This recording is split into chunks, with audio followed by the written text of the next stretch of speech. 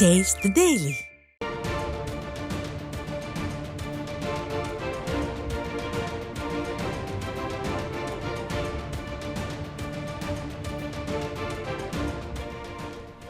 தற்போதைய அண்மை செய்தி. சென்னை பட்டாளம் அங்காளம்மன் கோவில் தெருவில் சாலை முழுவதும் மழை நீருடன் கழிவுநீரும் கலந்து தேங்கி இருப்பதால் பொதுமக்கள் கடும் அவதிக்கு உள்ளாகி இருக்கின்றனர். அப்பகுதி முழுவதுமாக துர்நாற்றம் வீசுவதோடு அங்கே நோய் தொற்று பரவும் அபாயமும் ஏற்பட்டிருப்பதாக மக்கள் தெரிவித்திருக்கிறார்கள். இது பற்றிய விவரங்களை வழங்குவதற்காக நமது செய்தியாளர் லிங்கேஸ்வரன் இணைப்பில் இணைகிறார். அவரிடம் கேட்கலாம். லிங்கேஸ்வரன், வணக்கம். கூடுதல் விவரங்கள்.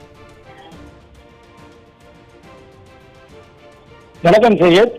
சென்னை திருவிக நகர் தொகுதிக்குட்பட்ட பட்டாளம் மங்காளம்மன் கோவிலை சுற்றிலும் மழை நீர் கழிவு நீருடன் சேர்ந்து சாலைகளில் தேங்கி நிற்பதால் அப்பகுதியில் பொதுமக்கள் அவதியுற்று வருகின்றனர். மேலும் அத்தியாவசிய பொருட்கள் வாங்கவும் பணிகளுக்கு செல்லக்கூடிய நபர்களும் அப்பகுதியில் செல்ல முடியாமல் பெரிதும் பாதிக்கப்பட்டு வருகின்றனர்.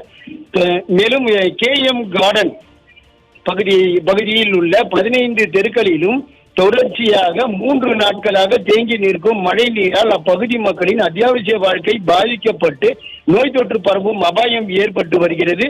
ஏற்கனவே சென்னை முழுவதும் 4000 கோடியில் மழைநீர் கால்வாய் கட்டப்பட்டு சீரமைக்கப்படும் என திமுக அரசு தெரிவித்திருந்த நிலையிலும் 4000 கோடிக்கு என்ன பணி செய்தார்கள் என்பதை அப்பகுதி மக்கள் கேள்வி எழுப்பி வருகின்றனர்.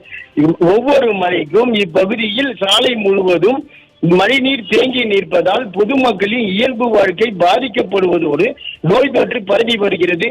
தற்போது மாநகராட்சி சார்பிலும் அல்லது திமுக கட்சியை சார்ந்த நபர்களும் யாரும் அப்பகுதி மக்களுக்கு ஆறுதல் கூட சொல்லவில்லை என அப்பகுதி மக்கள் வேதனை தெரிவித்து வருகின்றனர். சையத், இணைப்பில் இணைந்து விவரங்களை வழங்கியமைக்கு நன்றி லிங்கேஸ்வரன்.